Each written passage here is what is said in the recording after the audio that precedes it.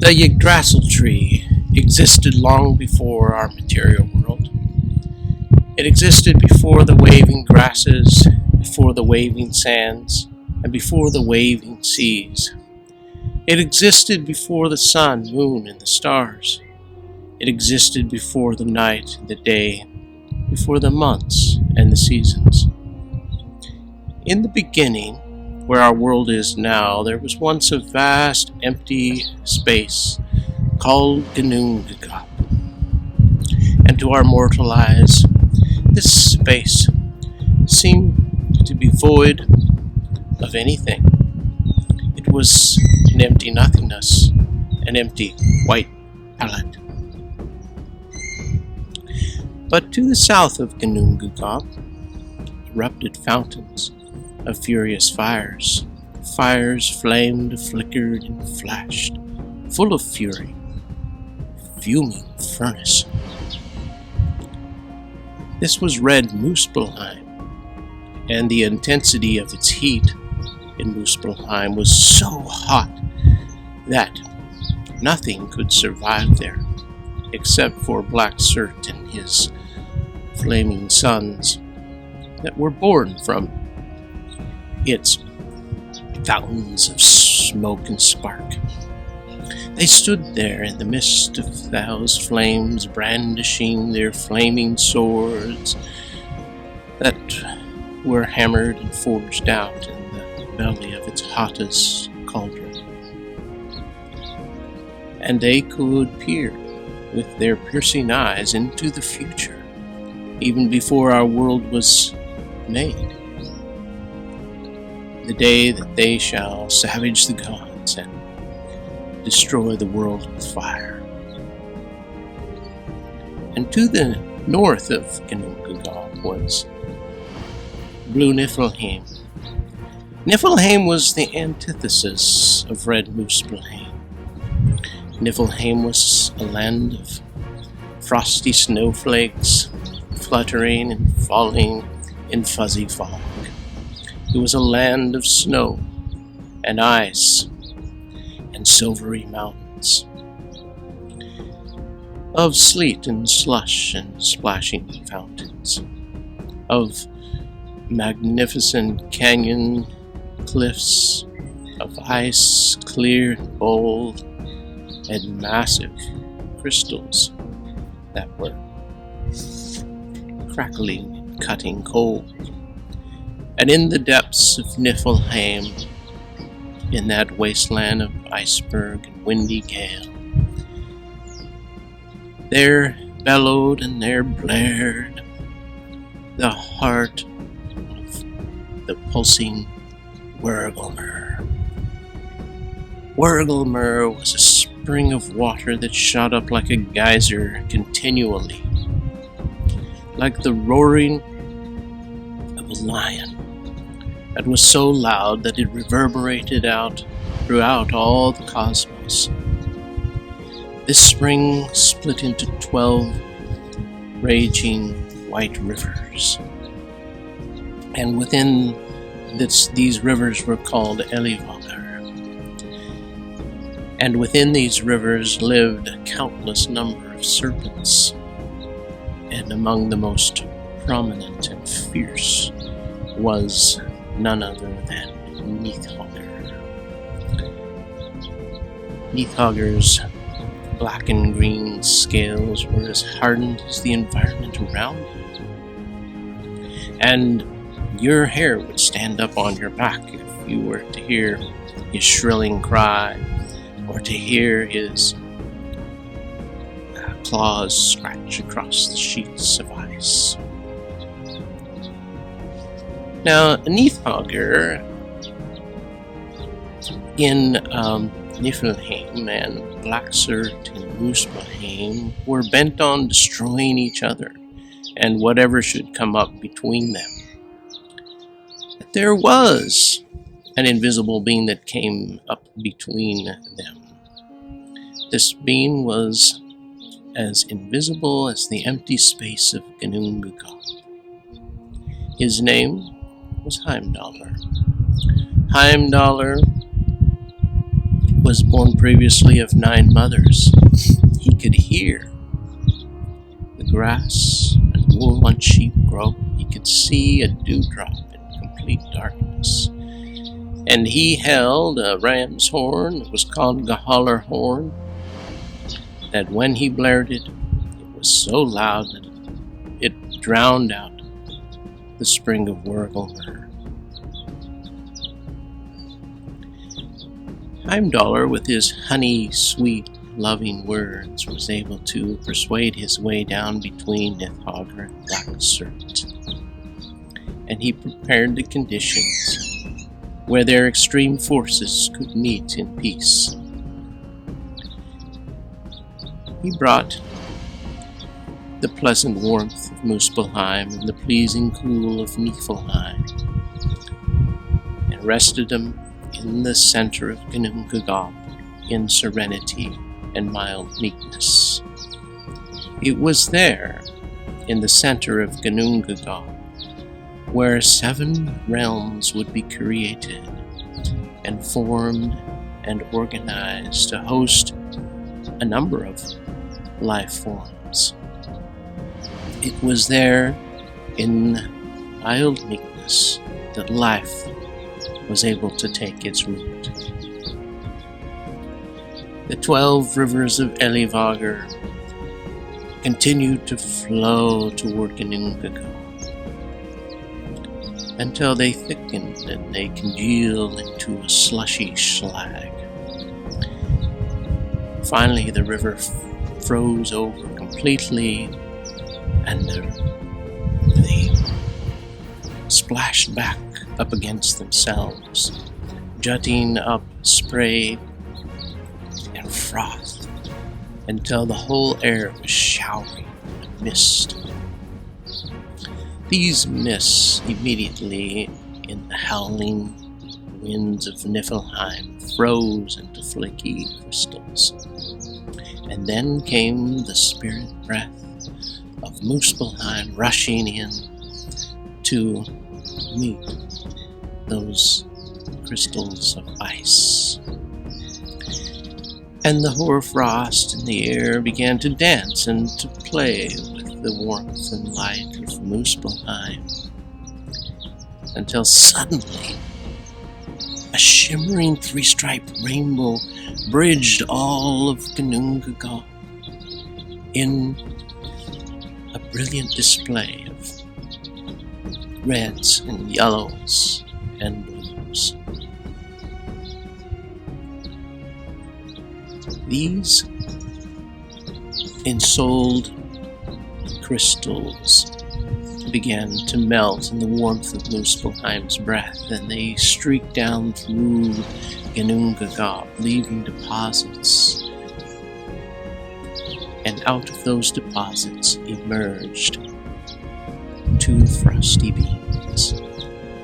And these beings were small compared to the rest of the cosmos in Muspelheim and Niflheim, but to our mortal eyes they were enormous and massive.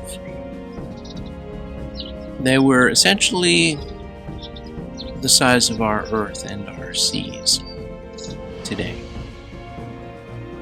The first of these creatures lay curled up in the fetal position, asleep, as a giant in the womb of Ginnungagap. His name was Ymir, and he held in his memory all the intelligence of the cosmos, but was unconscious of it all. He lay asleep in a state of nothingness, just as if he was the blank slate of Ginnungagap itself. And the second creature was a warm-blooded cow named Athumla. And Athumla went about with her long tongue licking the flavorful salt crystals embedded in the ice of Niflheim. She held all the forces and the energy in the universe, and she had a strong impulse to awaken Ymir's limbs. And Ymir's appetite began to grow like a ravenous wolf, like a seed reaches out for the warmth, the moisture, and light to sprout. So too did Ymir's tongue, and his mouth began to reach out for the warm streams of milk pouring from Ithumla's 4 teats.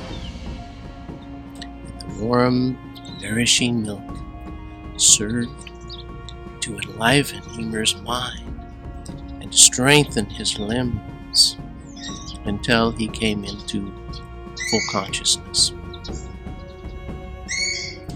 Ymir was created out of the chaotic forces of Niflheim and Muspelheim, but his might and his strength was awoken by the 4 warm streams of milk from Ithumla. Now soon, Ymir became content, and he drifted back off to sleep again, just like a baby.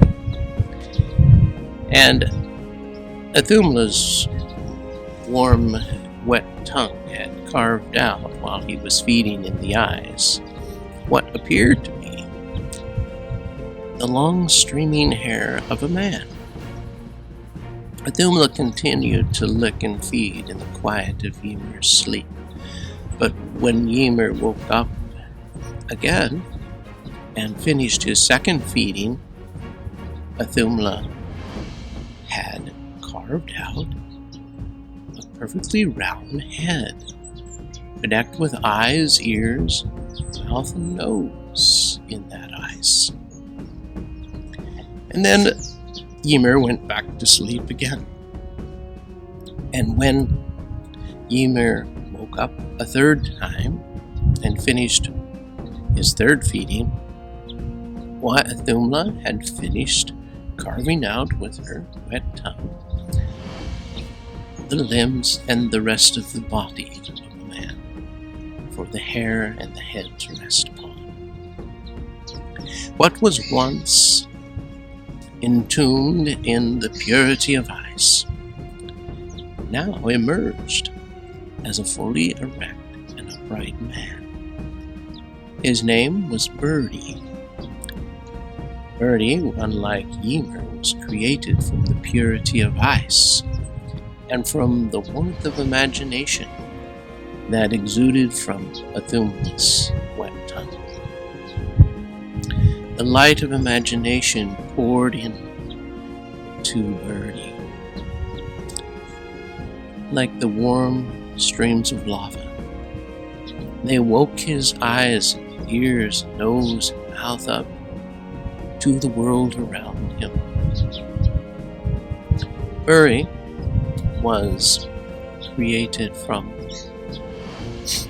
the purity of ice and the warmth of imagination. But he continued to feed upon Ithumla's milk to strengthen his limbs. And he became a very strong, tall, and handsome man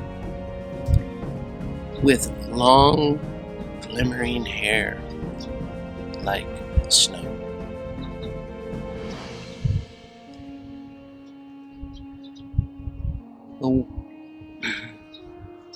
While Ymir had slept, he sweat profusely under his armpits and his crotch. And out of the ooze of his armpits emerged spontaneously a son and a daughter. And out of the ooze between his legs emerged a son. And all the future giants are descendants of Ymir's slimy, odorous sweat. Birdie also gave birth to a son, and he was named Borg. And Borg also married a the granddaughter of Ymir named Besla. Beslan had 3 sons, whose name was Odin, Vili, and Ve, which distinguished and identified their qualities of thinking, willing, and feeling. All the future gods, known as the Vanir, are descendants of Berdi, but those gods that find their lineage through Odin, Vili, and Ve, and are distinguished great warriors of the Vanir, will be later known as the Aesir gods.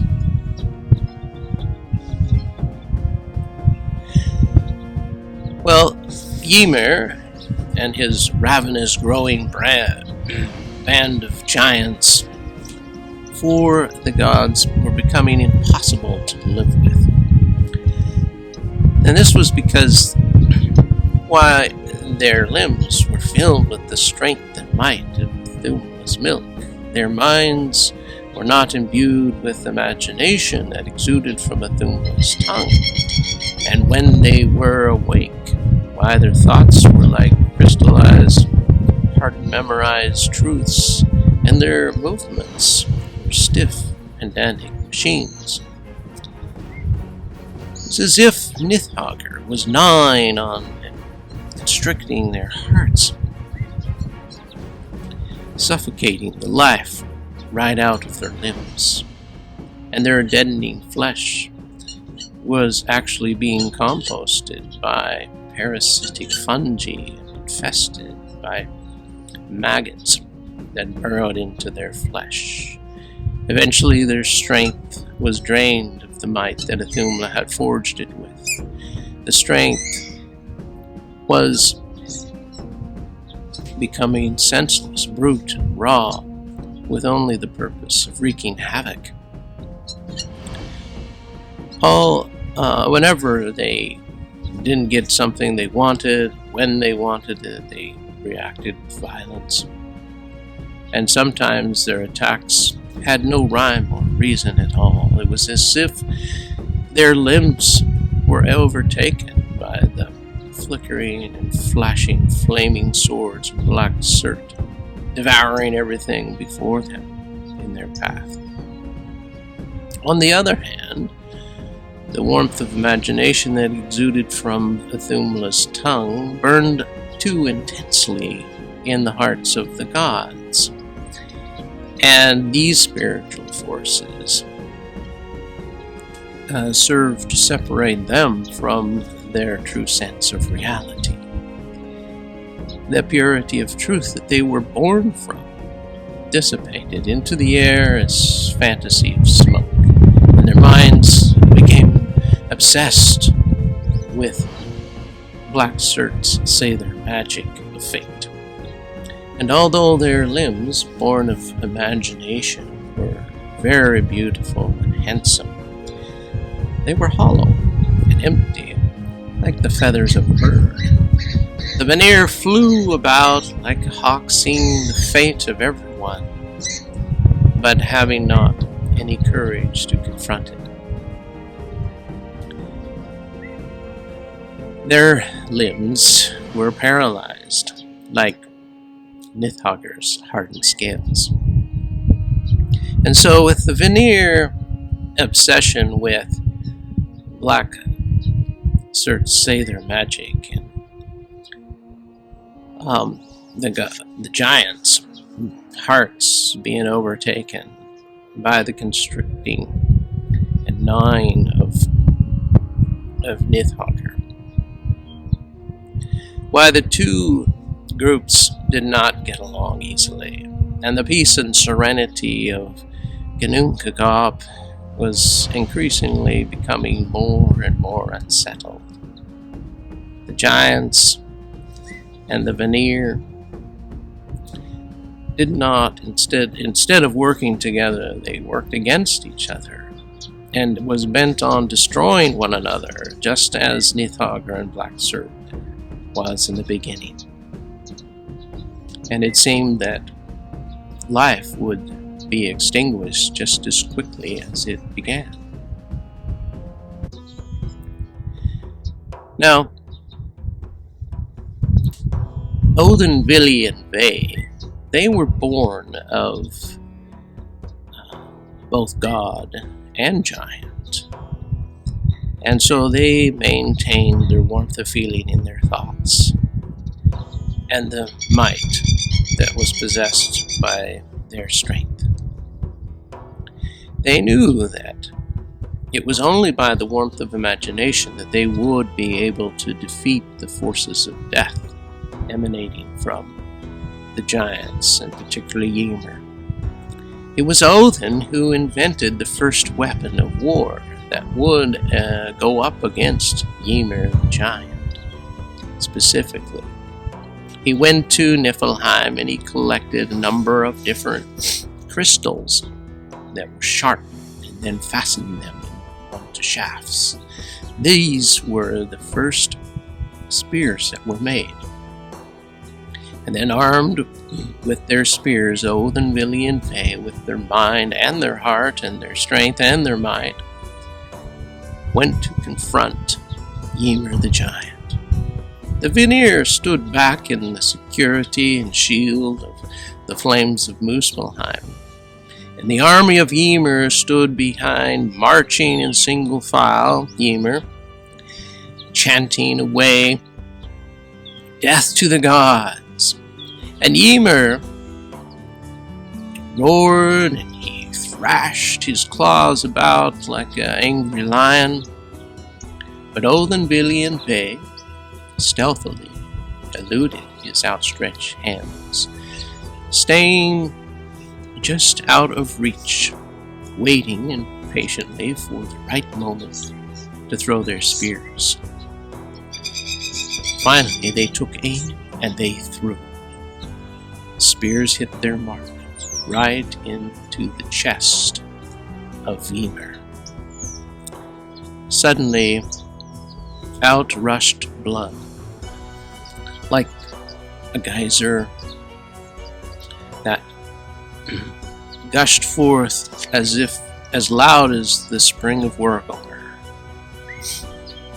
And to the dismay of all his soldiers about him, he collapsed in his own blood. The spurting blood soon became a mighty flood. It swept away everything and everybody in its path. All the giants were destroyed, except for two. Bergelmer and his wife managed to grab hold of some of Ymir's dislodged hair that was floating like logs upon the tides of gore. Odin, Vili, and Ve stood on Ymir's body until it was completely drained of blood. And then, using their light of imagination, began to plan for our home that we call Earth, to be built and constructed out of the remains of Ymir's body. They hoisted Ymir up and carried him into the center of Ginnungagap, and from his bones they constructed all the continents and the mountain ranges. With his teeth and his bone fragments, they scattered them about as boulders and rocks. And with his composting flesh, they carefully formed the fertile valley soils. In all the low places in the basins, they filled up with his blood. Today, all the rocking oceans and the sparkling lakes and the rivers that cycle through our world were once the pulsing blood of Ymir. And then they took the skull of Ymir and they hoisted it up above the earth to entrap the air for life to breathe.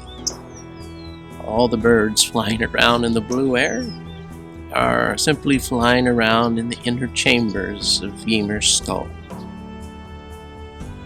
The clouds are his brains, the birds are his thoughts. And then they went to Muspelheim and they got some warm, red, glowing embers and they tossed them high up into Ginnungagap to provide light and warmth and color to their creation. And among all the numbered of stars that they created, the two most prominent that they named was Mani, or moon, and Sol, the sun. Ymir's hair that grew from all his flesh and his head turned into all the foliage and beautiful forest and shrubbery and waving grasses on our earth. Now, Odin, Vili, and Ve were a bit worried about the skull, the hollow skull of Ymir. It was a bit shaky, and they were worried that the crosswinds of Muspelheim and Niflheim would blow it away. They needed someone to secure it to the earth. Well, there were some holes and cavities down in the earth that had been dug out by these maggots that once had infested Ymir's skull or his body when he had lost his purpose for living. They became a disease in his body the more violent he became. Odin, Vili, and Ve took these maggots and they, using their imagination, reshaped them to little men and women and blessed them, endowed them with sharp wits and very crafty hands. And then they portioned off a part of the underworld for them to inhabit and to inherit. And they named this land Svartalfheim. Svartalfheim was the land of the dark dwarves. They assigned 4 of these elves or dwarves and assigned them to secure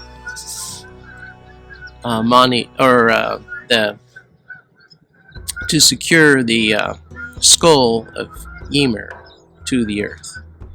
And you're probably familiar with these dwarves' names. They still stand at the 4 corners of his skull. Their names are North, East, South, and West. There were also a number of airborne creatures that fluttered and buzzed around that were related to these maggots.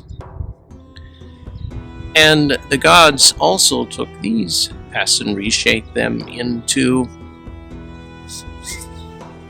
little people as well. And they've endowed them with the power to heal and the power of fertility. They portioned off a part of a world above the earth for them and their colony to inhabit, which they called Alfheim, or the land of the light elves. Then Odin, Vili, and Ve thought it was time to divide up the earth between the Vanir and the giants. The Vanir inhabited the westerly lands for their posterity to inherit. This land was called Vanaheim, and it was a beautiful land along the coast. It was mild, perfect place for growing crops. It was full of gardens, flowering orchards, fragrant flowers all about. And the Vanir, they were blessed with their ability to see and peer into the future with their magic. But they also, like the light elves, had the power of healing and the power of fertility. The easterly lands was given to Bergelmer and his wife for their posterity to inherit. This was Jotunheim. And the easterly lands were dark forests and barren wasteland of rock. The giants became very strong with their brute strength, but they also had an intelligence and memory of the past that was like a computer. They could tell you any fact from the creation and before. However, their ability to give birth to strange predatory animals and their affinity for periodic and sporadic violence was deeply troubling to the Vanir. The Vanir and the giants continued to antagonize one another and to annoy each other. And so Odin, Vili, and Fae established the lands between the east and the west as kind of a neutral zone.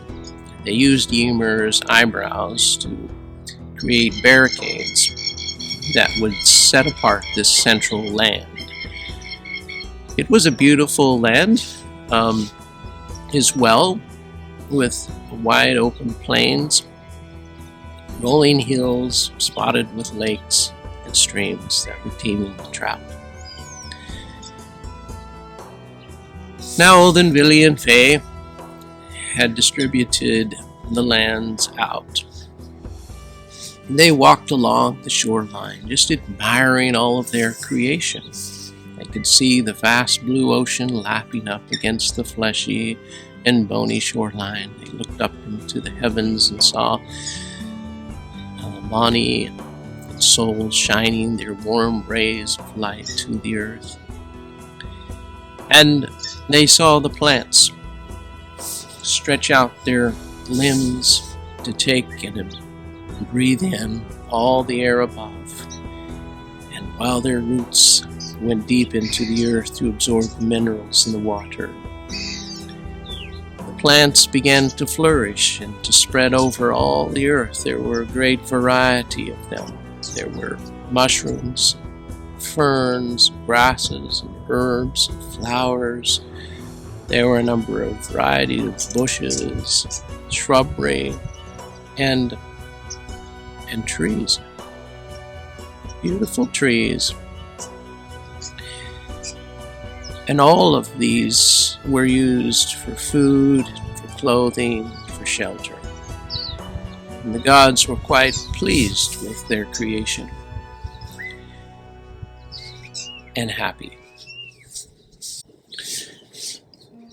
So there once was a giant named Narvi who had a daughter whose name was Night. Night had beautiful long black hair and deep brown eyes. She was so beautiful that she married 3 husbands and raised 3 children. And with her first husband, named Nargolfari, she raised the son Wealth. And with her second husband, whose name was Anar, she raised the daughter Earth. And with her third husband, named Shining Delin, who was a son of the gods, she raised the son Day. But Day was not well liked by either the Vanir or the giants. Because why? The giants didn't like Day because he was the offspring of Shining Delin. But the Vanir did not like Day because he was the offspring of Night. Odin, Vili, and Fae had no place for them to live on Earth where they could be accepted, so they set them up in the sky and gave them the assignment, the ever and endless assignment of providing light when the world was awake and providing darkness when the world was asleep. They gave them each horse-drawn chariots and established 12-hour shifts for them to fly over the sky.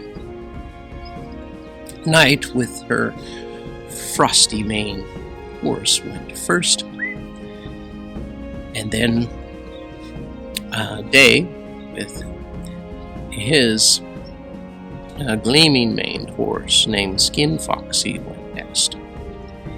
Skin Foxy's mane was so bright and brilliant that it lit up all the inner chamber of Gymer's skull and all the earth like a movie screen.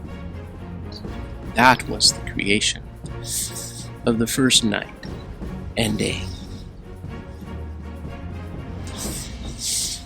Then Vili and Faye was walking along the shoreline one morning, as they often did. At this particular morning, their eyes noticed two unusually shaped pieces of driftwood that caught their attention. They were two types of wood. One was an ash, one was an elm tree that had probably been dislodged from Ymir's body in the flood and now had drifted up on the shore. But what caught their attention was that the natural curves in the ash tree seemed to resemble the crude shape of a man, and in the curves of the elm tree appeared to be a woman. The three gods got their knives out and began to whittle out the details of the eyes and the ears, mouth and nose and the limbs and body, until they had formed two creatures, two beings. Odin carved out the hair, and he breathed into it the spirit, and Vili carved out the head, endowed it with intelligence and nerves, and Ve carved out the body and filled it with blood, emotion, facial expression, and color. And then the gods dressed these two humble beings and gave them names. The man, since he was carved out of the ash wood, was named Osk, and the woman, being carved from the elm tree, a piece of driftwood, was called Embla. The three gods walked these humble beings to the center region called Midgard, that was protected by the eyebrows of Ymir from the giants and the Vanir. And they gave this land for them to inhabit and for their posterity to inherit. And all the human beings today can trace their lineage back to these first human beings called Ask and Embla. All was still, though not perfect, in their creation, because Mani and Sol still didn't always coordinate their light with day and night, and therefore it was impossible to establish any kind of calendar system or even regular sleep patterns. And so, while there happened to be two children born to some of these humans in Midgard, a son and a daughter that was regarded by their parents to be so brilliant and beautiful that it rivaled that of Sol and Mani. And so they named their son Moon, their daughter, and their daughter's son. Well, this incensed the gods that their parents seemed to have forgotten who the creators and authors of their children really were. Did they not know that they were created in the image of the gods and not in the image of the embers of Sol and Mani in the sky. And so they snatched up these two children when they became of age, and they gave them the responsibility in the heavens to govern the phases of the moon and the seasons of the sun. They took the handsome boy, whose name was Moon, first, and he was to guide the pathway of Mani and determine the different times that it should wax and wane for him. Moon took two of his friends with him, Huki and Eel. If you look on the face of the moon, you can see Huki and Eel carrying a pail of water from the well and spring of Yggdrassil.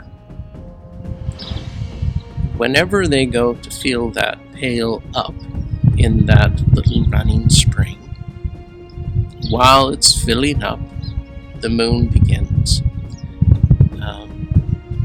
to wax until it is full.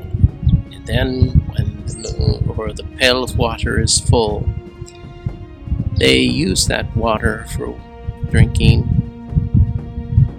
and as it's used, the moon begins to wane.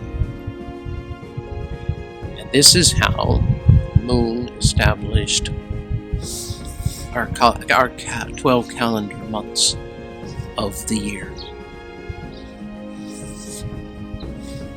For they will ever be filling up that pail of water.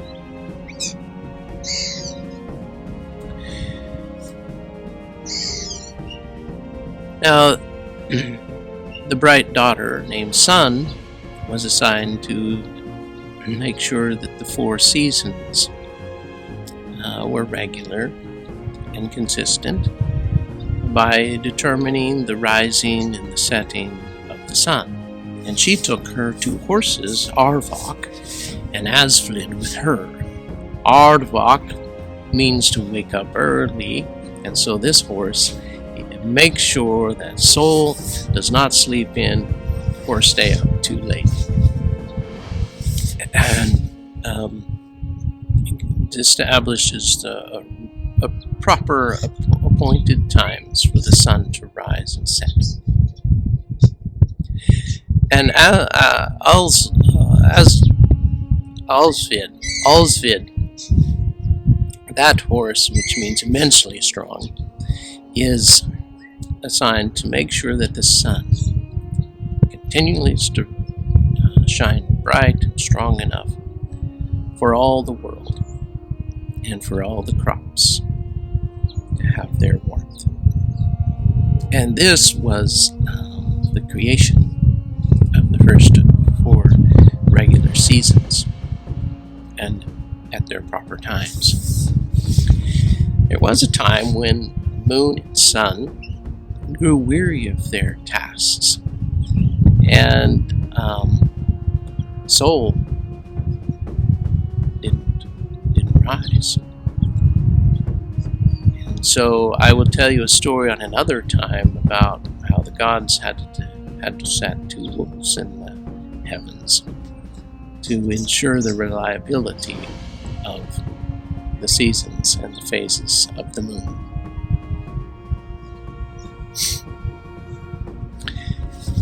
Now we have 5 of the realms that Odin, Vili, and Ve created of the 7 that they would.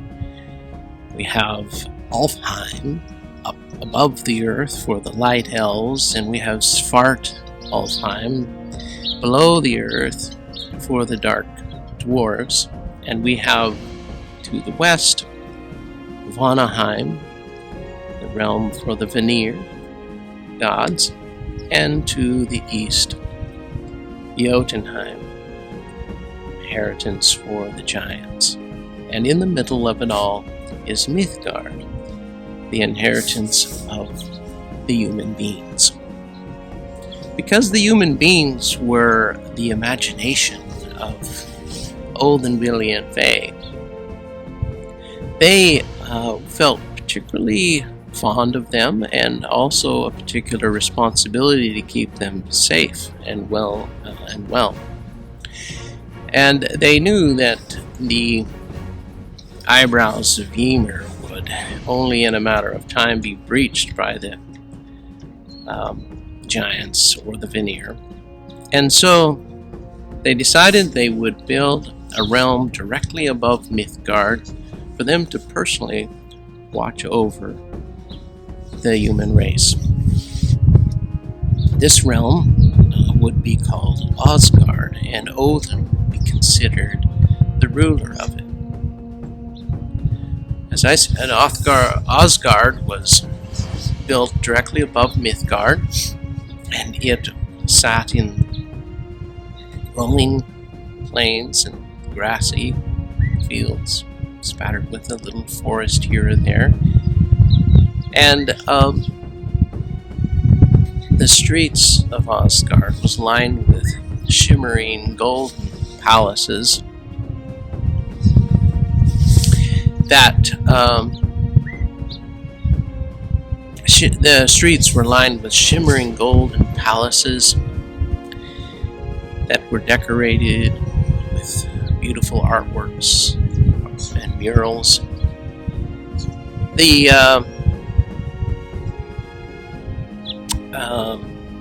They were lighted with candles that hung from crystallized chandeliers, and the grounds were filled with beautiful gardens and fountains, and the whole kingdom was encircled with a big, thick, lofty wall that was impenetrable.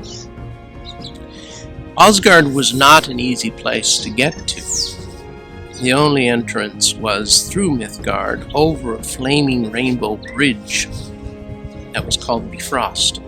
And if you were to survive getting through those flames, you still were faced then with none other than Heimdallr, who was the guardian of that bridge. Remember Heimdallr in the beginning of creation? He stood between Nithhogr and Blacksur and established the conditions for creation to happen. He could hear the wool on sheep or the grass grow. He was born of 9 mothers. And he was ready to blare Gjallar horn as a warning signal to all the 9 worlds if any unwanted intruders were to come to Asgard. It was only by the permission of Asgard that any of the Vanir could enter in. Anybody who was not courageous or valiant enough were denied. Among the brave that came were 12 gods, 12 divine goddesses, who were specifically commissioned to watch over and protect the human beings in Midgard. Now, the gods had one more realm to create, and this realm would be for the dead. With life, there is what follows death, just like sleep follows day. But with death is not an utter and complete annihilation any more than sleep will extinguish our consciousness. And so if the spirits, if death is but just a separation of the spirit and the body, so if the spirits continue to live, there needed to be a home for them to live and dwell in. Most or some of the dead spirits would come to a great hall in Asgard named Valhalla. They were only the most valiant warriors. But most of the dead were quarantined down in the cold regions of Helheim, the realm that was located in a portion of Niflheim, where Nithhogger and the roaring and fearful Wurgelmore spout out its water for the 12 rivers of Elivogger. Helheim was marked off by a grand and lofty wall with a big iron gates. It was not an easy pathway to Helheim. To get there, you had to go over the river Gahal, which was one of the 12 raging rivers of Elivogger. And there was only one bridge over it called Gahal or Bru. And unfortunately, that bridge was guarded by a formidable giantess named Mothguth. Mothguth was so formidable of a warrior that none of the gods even challenged her position. And like Heimdallr, who protected Asgard from any unwanted intruders, so did she keep any trespassers from entering or any of the dead from exiting Helheim. But if you were to get by Mothguth and persuade her to let you by, why, you still had to get through the gates of hell, which were guarded by the fierce jaws of the wolfhound Garm.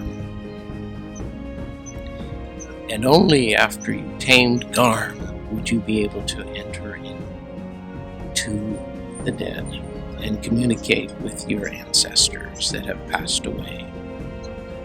I would tell you a story about the queen who rules over Helheim, who is half living and half dead on another occasion. Asgard and Helheim were the last of the realms that Odin and Fae created. But that did not mean that creation was over. Creation continues, and it ever will continue so long as necessity and fate do not overpower that great and best of trees, Yggdrassil. The Yggdrassil tree, why, is part of every fiber of the 9 worlds. It is in the smallest creature and in the largest. It is within the small dwarf or the small elf, and throughout the cosmos itself. Its hidden roots flow from the depths of Niflheim, carrying the past memories, the dead minerals toward Muspelheim, and the invisible energy flowing from Muspelheim, carrying the destiny of the unfolding future, like currents of electricity toward Niflheim. And when the hidden past, the hidden roots of the past, meet up with the invisible rays of the future, in the middle, reality appears as a great and wonderful tree, with trunk and limbs, and leaves and flowers. And therefore, the Yggdrasil tree,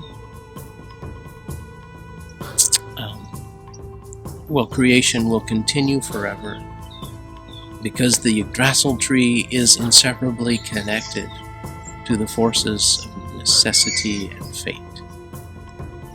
And inasmuch as the Yggdrasil tree groans with infinite pain and suffering, what really was and what really will be is guaranteed by the 3 Norns that tend to its wounds and its injuries.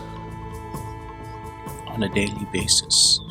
These three Norns' very names are Verðandi of necessity, Jörð of fate, and Skuð of being. There are also three grand prominent roots that flow from Niflheim as part of the Yggdrassil tree, and from each of these roots spring a well of water. The first root is the source of the spring that sprouts up directly above Midgard in Asgard, called the Well of Youth, guarded over by the three Norns. And the second root is the source of the spring directly below Midgard, called the Well of Wurgelmur. And Wurgelmur has been blaring and since the beginning, guarded over by Nithhogr. And the third root is the source of the Well of Mimir, but it is not in Midgard, but to the east of Midgard in the wastelands of Jotunheim. Now, if you are to drink from the Well of Wurgelmur, you will be drinking from the water of fear and justice and death. But if you drink from the Well of Youth, why, you'll be drinking of the water of healing, rejuvenation, and immortality. The three Norns take water and purified clay from this well, sprinkle it up over the injuries of the Yggdrassil tree to restore its wounds. And if you drink, thirdly, from the Well of Mimir, why, you will be drinking from the water of wisdom. Yet there is a price to pay to drink from Mimir's well. You must accept all the terms and conditions of whatever evil or sacrifice that Mimir chooses to inflict upon you.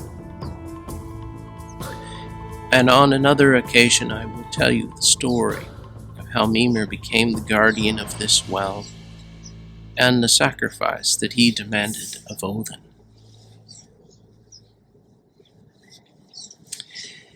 There's also,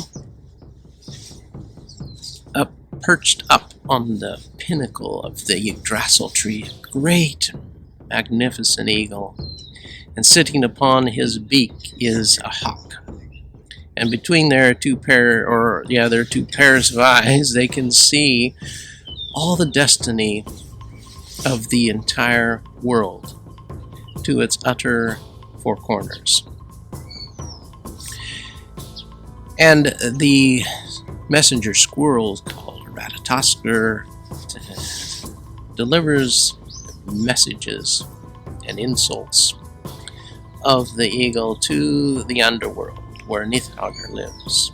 He scampers down the trees and disappears into his hole, burrows deep into Niflheim, where Nithhogr is gnawing on the root that is the source of the Well of Youth. And then he chatters, "You're nothing but an automated machine." And then Nithhogr sends his own insults back up the tree. And the squirrel bounds his way back up the tree. Before the eagle and the hawk, he says, "The both of you are nothing but delusional cuckoos." That way, the matter and spirit continue to stream up and down the tree, keeping them connected.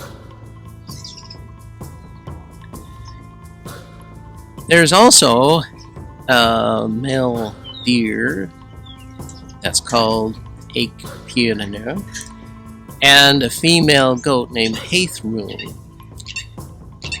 who clatter upon the rooftop of Valhalla, stretch their necks out to feed on the fresh buds and the mature leaves of the Yggdrassil tree. Eggpionir prefers to eat on the fresh buds, and Heithrun prefers the mature leaves. The fresh buds serve to restore the deer's antlers after he drops them off with a new velvety pair every spring. And when the deers then rub these velvety layer on their horns off on the tree's bark, the gods collect them and eat it up like a nourishing bread. This gives them a renewed, it renews their mind and their bodies when they grow weary. There's also two other deer named Dane and Dvalin that also are assigned to give the gods renewed strength and vigor in their two arms. And then there are also two other stags named Danir and Durathora. They renew their two legs for the gods.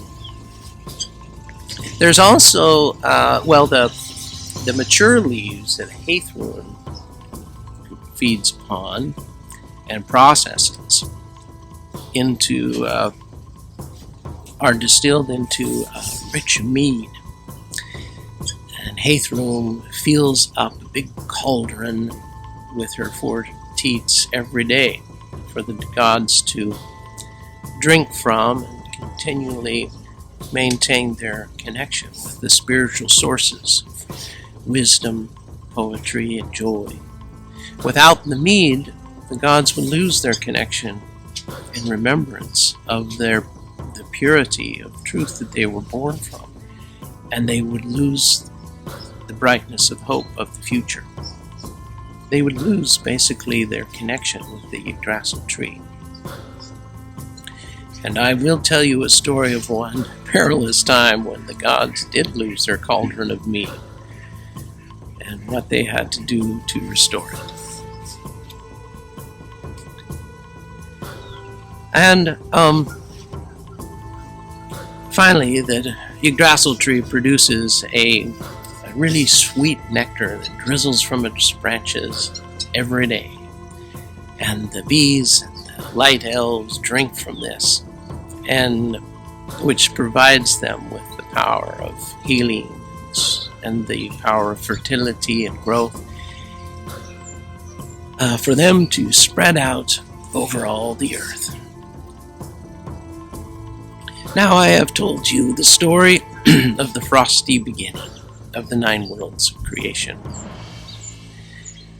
I have, from the earth and everything that lives in it, from the 7 realms that the Odin Ve created, the sun, moon, and the stars, night and day, the months and the seasons, all originating in the center of Ginnungagap, where Heimdall prepared the mild conditions for the world and best of trees Yggdrasil to weave the spirit breaths and the spirit thread of Muspelheim into the icy rivers of Niflheim. And we have seen that out of that came 2 beings, Athumla, who carried all the energy of the universe, and Ymir, who carried all the intelligence of the universe. And out of them came the substance from which the 7 worlds were created. And although these worlds are bombarded continually by the forces of fate of Blacksurt and the forces of death of Nithagir, that great and wonderful Yggdrasil tree continues and will always continue to heal and restore and to protect itself and everything that abides in it. But So say the three Norns of necessity, fate, and being. One day, these realms will be destroyed by fire. But before I tell you the ending, I have many great and wonderful stories between the frosty beginning and the fiery ending. And these are the stories of the inhabitants of the 9 worlds of creation that I have just described to you.